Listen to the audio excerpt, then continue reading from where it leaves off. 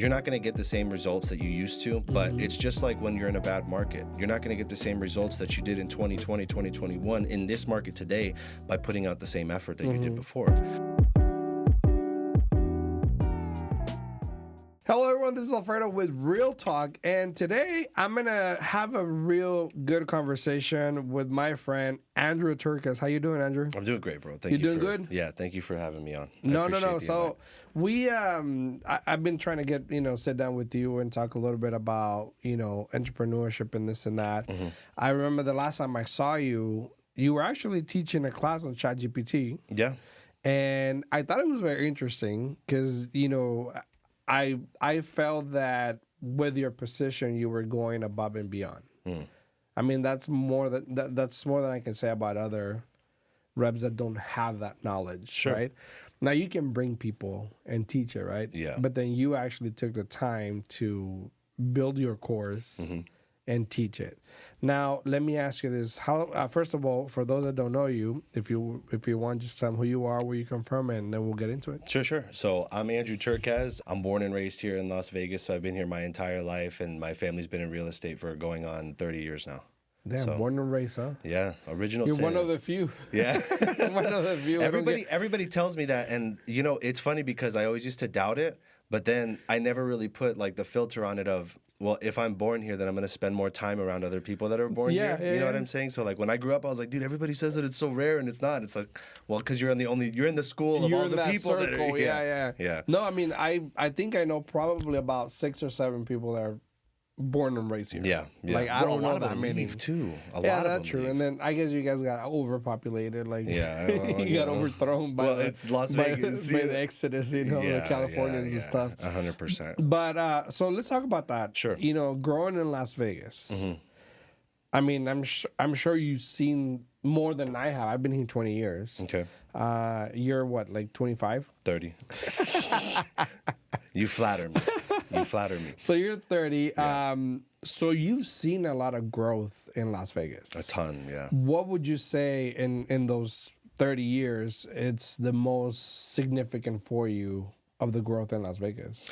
I think that it's more so putting things into perspective and really seeing how far things have grown, right? Because like when you talk about what's the most significant change, there's a lot of stuff. I mean, there's whole casinos that have been demolished and rebuilt. There's neighborhoods that didn't exist. I mean, like when I was a kid, the neighborhood that we ended up moving into, it was brand new. It was right next to McDonald Highlands, and it was called Roma Hills. And we were one of the first people to build out there. Now, Roma Hills was, albeit all the way up on the mountain, but there were neighborhoods and whole developments in Del Webb, in I guess you could say the border of Henderson that were just dirt. Yeah. Like you got to a certain point and it was dirt, and it was that way for miles. And then to see all of that stuff kind of build, the city's it's definitely changed over the last 30 years. So as far as significance goes, I mean, well, when I came in, when I got to Vegas, you were 10 years old. Yeah, and so you don't notice much between 1 and 10, right? But I'll tell you though, now that you mentioned that, when I remember when I came in, the 215 was not what it is now. Yeah. And the Green Valley Ranch was sitting alone in the middle of nowhere. Yeah. And there were stop signs on those exits. Yeah. Instead of lights, right? Yeah. And there was only one road, not two. And so it's a lot of growth, which goes into economic growth in Las Vegas and what the future entails, right? Yeah. There's a lot of questions. There's a lot of things going on with, what's going to happen with, the markets and this and that. But if you look at Las Vegas, it seems like there's a lot of economic growth. So it's been that way for most of my life. Like there's never been a period of time where people have come in from out of state and said that they had less opportunity here, or that there was less job opportunities, opportunities to make money, things to do that didn't exist from where they came, whether that be California, Arizona, Texas, because we've gotten a lot of people that have come in from those places. This city has never been a city where you can't make it if you don't really try. The problem is that I think that a lot of people kid themselves on the effort that they put out, and I'm not immune to that. Yeah. There was a huge, long period of time where I thought that I was doing, the most that I could be doing, and ultimately, you have to come to the realization that just because the opportunity exists inside of this city doesn't mean that you're entitled to have it show up on your doorstep. Yeah. And so, it's never been a city where if you didn't try, you couldn't make some money, and in some cases, a lot of money. Because we live and we operate in an industry with a very low cost of entry. Yeah. You need a license in 2 cases out of the 4 or 5 of the groups that really have to deal with a real estate transaction, and you can make a ton of money, a ton of money. Now, there's good and bad sides of that, right? The good side is that there's a very low barrier of entry, and you have sky's the limit. But then the bad side of it is you don't necessarily need to educate yourself in a way that's going to be or beneficial to your clients to make that money. So there's complacency in there too. There's 100% complacency. And then I think that people really misunderstand and underestimate the amount of output that it takes to really do what it is that you're trying to do. What do you think is, talking about that, what do you think is the ideal way of working into having a good business? I think that because of the day and age that we live in, ignoring technology is the worst mistake that you can make right now. There's a lot of automation and tools that help you sharpen the process, but that's once you've gotten it figured out on the basic side of things. A lot of people want to reinvent the wheel, and technology is not going to help you do that, but technology will help you make that wheel faster. Okay. The things that worked 10, 12 years ago, do they still work? Yeah. Are they as effective? Not as effective, but there's different strategies that you can put into place, like social media advertising, like things like this, like SEO. And, there's been tons of people that say that over the last 5 to 10 years, but what does that really mean? Realistically, it means getting an automated system that touches your clients as often as possible anytime that they interact with anything on your digital outside or, calling you or whatever. Yeah. So I think the most conducive way to ensure that your business lasts and that it's capturing as many people as possible right now, number one, output. You need to be making calls. You need to be doing texts. You need to be doing any way that your client tells you that they are willing to communicate with you. You get a response. You get an answer. That's your flag of like, okay, this person communicates this way, so this is the approach that we're going to use here. So you really need to marry technology with output and effort in order to capture the people that you're going to miss if somebody comes onto your site and then leaves after a certain amount of time. Okay, well, why? You know, making sure that you're optimizing and making those small tweaks along the way to make sure that at any point in the process, somebody might fall to the next point in the funnel, and you need to be able to capture that. You talk about going into technology and having technology help you, move that wheel faster. But and some of the old methods that maybe still work. Let's talk a little bit about cold calling. Sure. I mean, there's no secret. Like I come from a pure prospecting, office, right? Now, I'll be honest, I haven't prospected in freaking like 15 years. Really? Yeah, back in the day, we used to prospect. I mean, that's all we did. Yeah. But then the way I saw it, times change. Yeah. Now the productivity level on prospecting is not the same. Correct. Because the numbers are not back then you used to get landlines, right? Yeah, a lot more people were answering So now the phone. it takes you longer to reach somebody than it used to before. But then some people are still finding the way. So is that where technology comes in? I think that technology comes in to help you expedite that process. Okay. So one of the funniest things that I was told, a little bit of history about me. I want to say 10 years ago, I started at a company by the name of Altera Home Loans. Yeah. And Jason. Yes, love you, Jason, Miguel. Good to. I hope you guys are doing great. Fernando, I love you guys. I got a tremendous opportunity that I had no business getting, which was I got partnered up with a guy by the name of Rene Rodriguez. And we started going around the country and kind of training, using his teachings, training some of the other branches, really kind of how to, the ball guy. Yeah, the big guy. Yeah, right? So, I like that guy. Shout out, Rene. I love you, brother. I love you. And one of the things that we would come across all the time, because we would come out to these branches right around like closing time, right? 3, 4, 5. And a lot of these branches were lower producing. And we were kind of sent in to go, okay, here's what you should be focused on. Because passing the test, and I'm sure that the real estate side is the same thing. Yeah. Passing your real estate exam does not teach you how to be a realtor. It teaches you how not to break the law. Yeah, and yeah. it teaches How you to how get to out, not get in trouble. yeah, right. That's the main focus. Is hey, don't break these rules. Go. Yeah. Right. But there's so much that goes into actually being a realtor that if somebody really just sat down and said, hey, your day looks like this. From this time to this time, you're going to be calling these people. From this time to this time, you're going to be following up. From this time to this time, you're going to be working your pipeline and, and you're going to do that day after day after day after day. One of the things that we did was we would go out there and we would show them that it wasn't impossible. So we would make phone calls in front of them, right? So Renee would go out there and I would go with them and they'd say, give me your top 10 realtors that you want an appointment with, and we'll try to get you an appointment with them right now. One of the quickest and most common responses was nobody's going to answer the phone at this time. Yeah. Right? People will do whatever they can to immediately disqualify themselves from being worthy of accomplishing the work that they've been putting off. Interesting. All the time. Mm-hmm.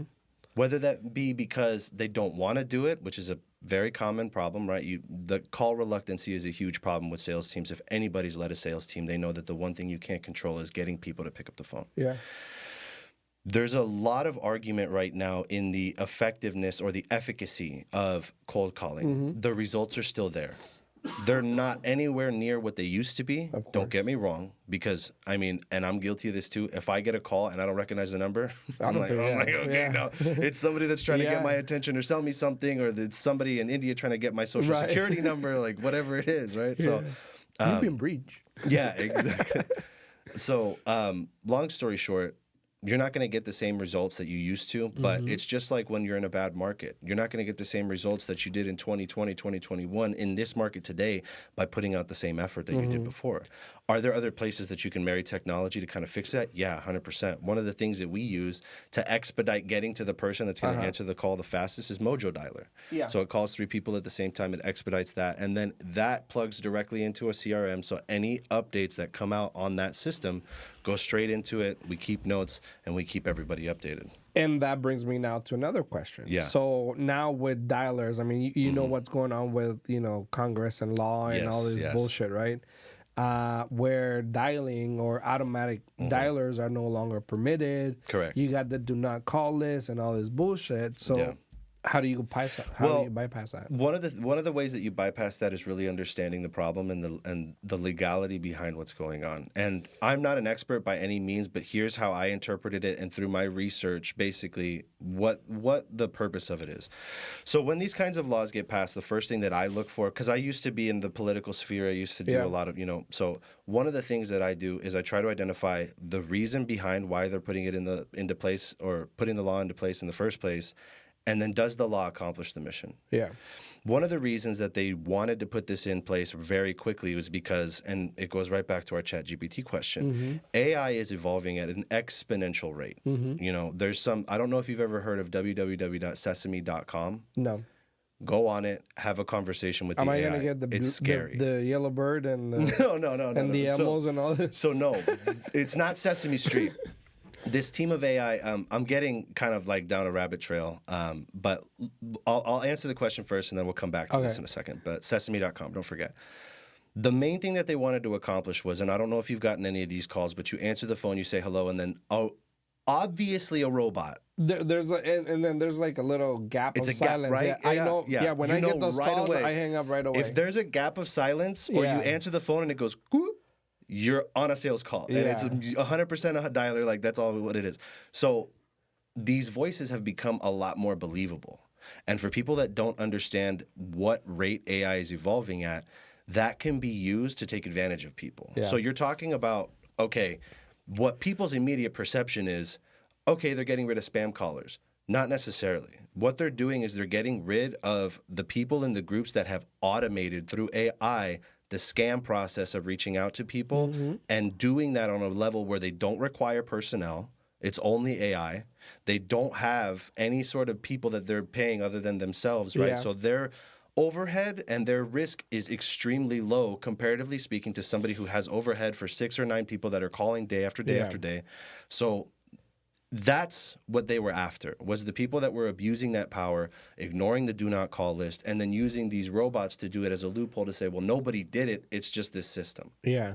So what they did was they pulled back on that tremendously. I used to get those calls all the time. Now it's like once a week. I still get some. Yeah, I still get. That's because you're signing up for newsletters. Probably or something. I get an email calling me. Yeah, and shit. exactly. Hey, so that being said, how technology is changing and all that, what do you think about, or what do you make of what's happening now where AI is answering calls and like literally setting up appointments? Yeah.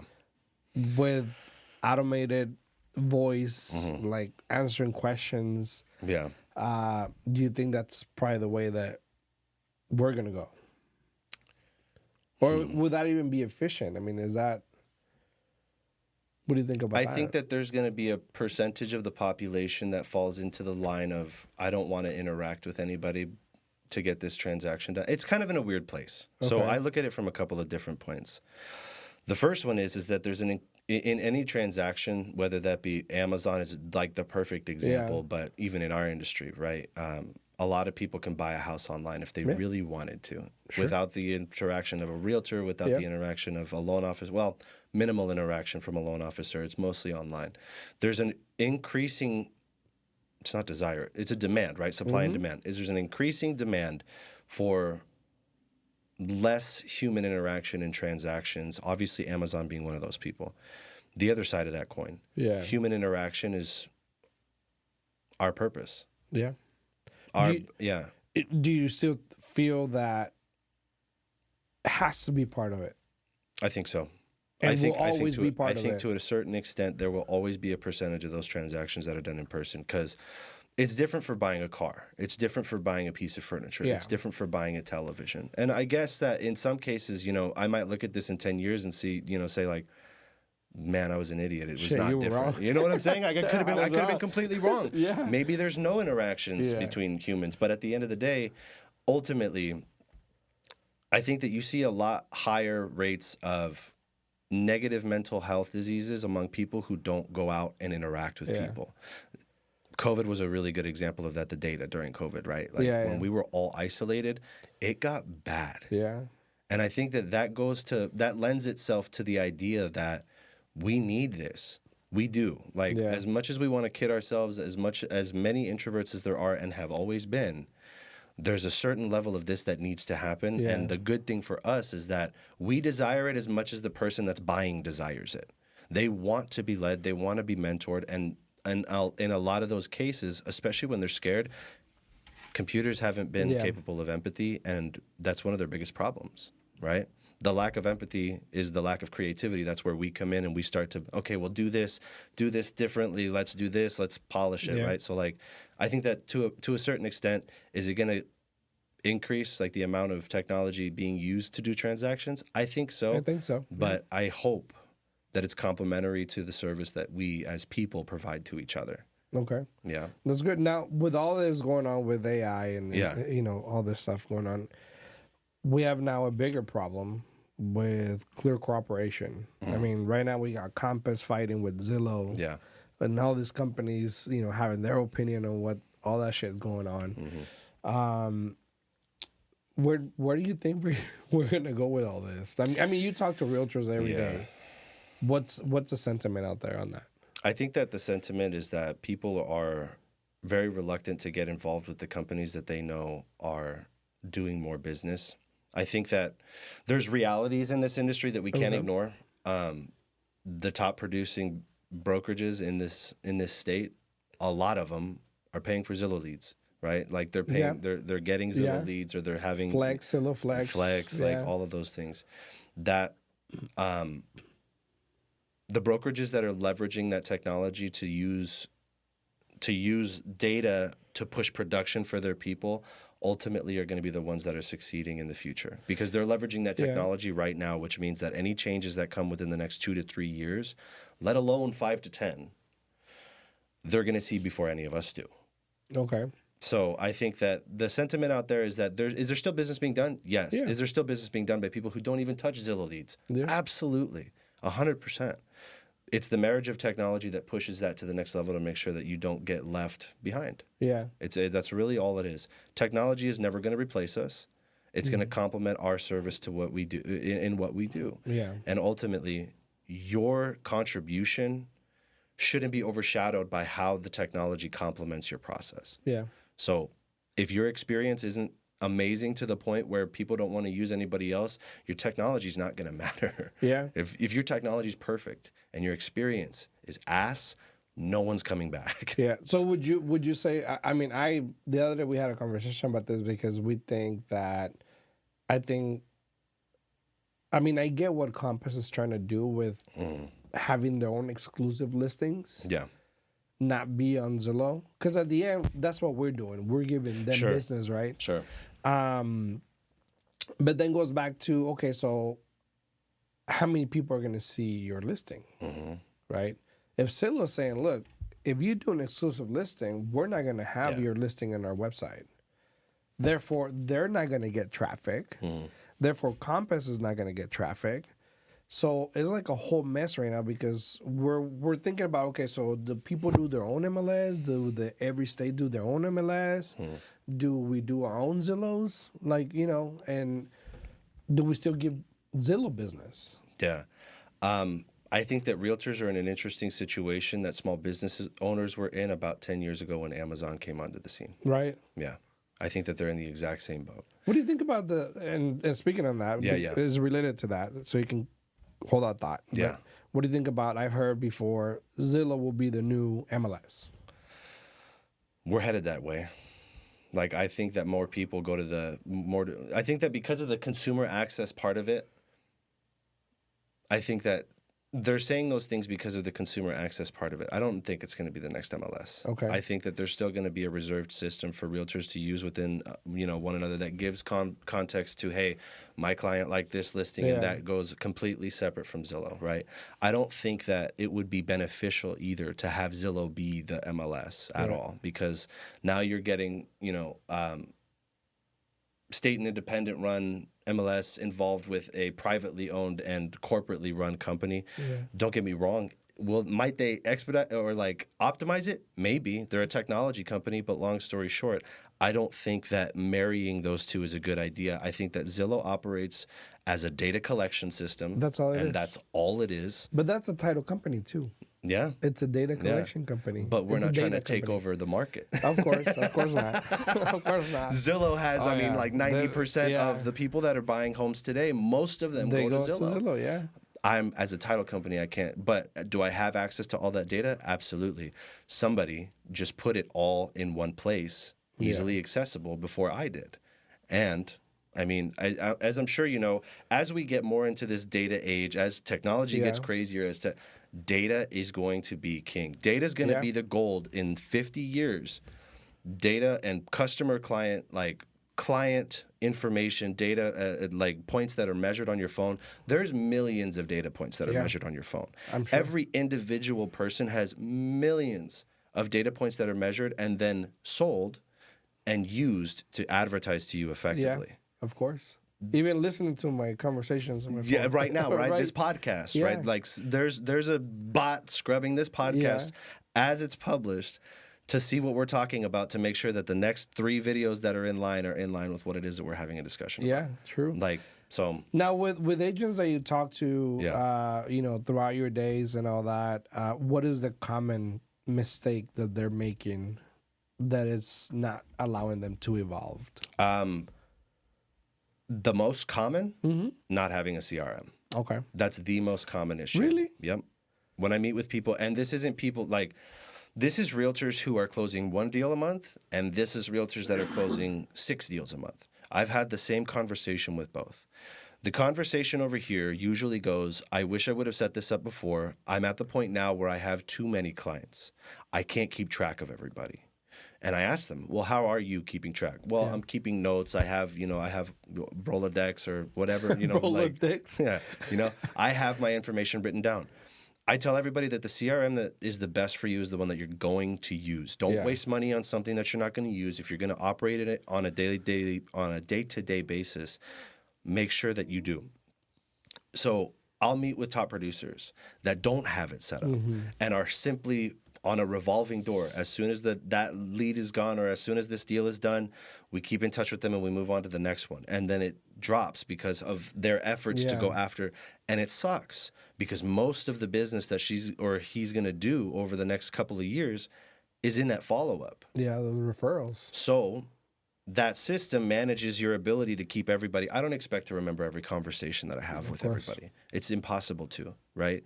But that system keeps Mike track. Ross.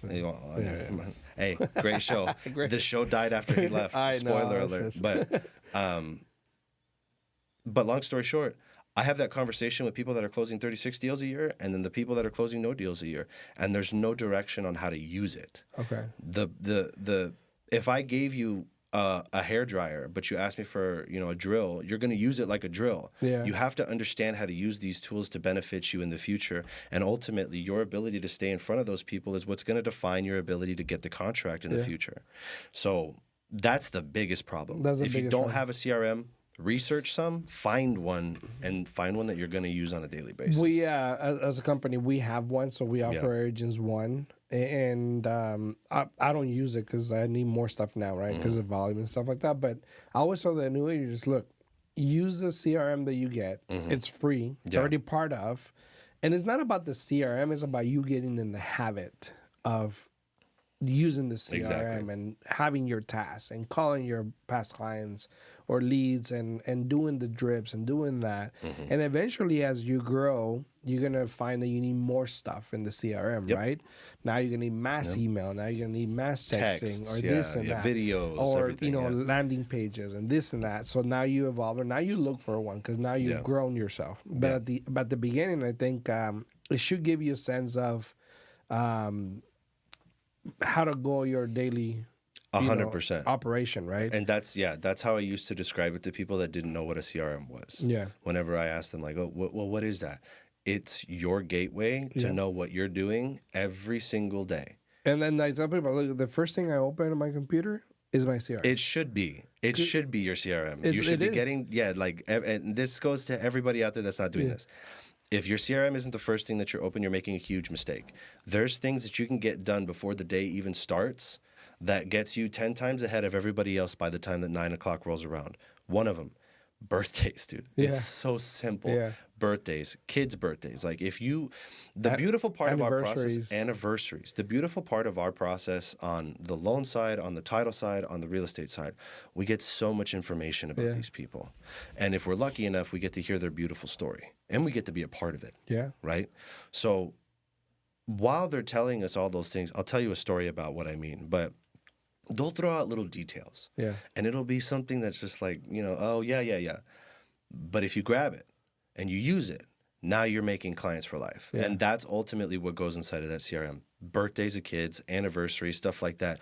There was an example that Renee used to use all the time, and I still use it to this day. It was a loan officer. And you remember 1003s? Yeah. The paper 1003s, we used to take them, right? Applications. So taking a 1003 application from a mom who had to have her 3-year-old child with her because her husband couldn't take care. He was at work, and she came in to kind of apply for both of them. So is talking to the loan officer, and this baby starts crying. Well, child. 3, so terrible 2 is terrible. Yeah. So starts crying and making a fuss, as a 3-year-old does. Yeah. The mom took out a Ritz cracker and started handing the Ritz crackers to the kid one by one. And sure enough, as soon as that kid got a cracker, the tears stopped, the screaming stopped. They kept going with the 1003. So the loan officer just wrote Ritz on top of the 1003. They ended up closing the deal, and they bought their brand new first-time home buyer house. And on the counter when they walked in was like one of these Costco industrial-sized boxes of Ritz. And all it said was, I hope that this makes the next days a couple of easier. And it was signed by the loan officer. Nice. Huge impact. Yeah. Huge impact. A tiny, tiny detail that the mom didn't say anything about that the loan officer was able to pick up. Yeah. That deal turned into 4. Those 4 turned into 6. And it goes and it goes and it goes. Yeah. As long as you're making sure that at the end of the day, you remember that we get to be part of arguably the most beautiful part of any family's history. Yeah. Right? Aside from the birth of their children, which is the best part. Or marriage. Or marriage. If you guys don't have kids, marriage is the best part. Yeah. But starting a new chapter in a place where you might make memories for decades. You might be able to offload the equity and make a couple 100,000 in 10 years if you don't have kids and you want to go off to Rome and have a great time for 10. I mean, who cares? It gives you so much freedom. Yeah. And we get to be the gateway to that. As long as you remember that and you remember that each one of these details is just as important as the last, and you can use those to create a lasting memory for the person on the other side, that's what a CRM's for. That's what it's for. That's what that's for. We need to pay attention to detail. And be more, I guess, more on the lookout for those little things, which, attention to detail. So, I appreciate you. I appreciate you, brother. Thank you for having me on. Thank you for coming. Of course. Andrew Turcaz, Alfredo Rosales. See you guys in the next one.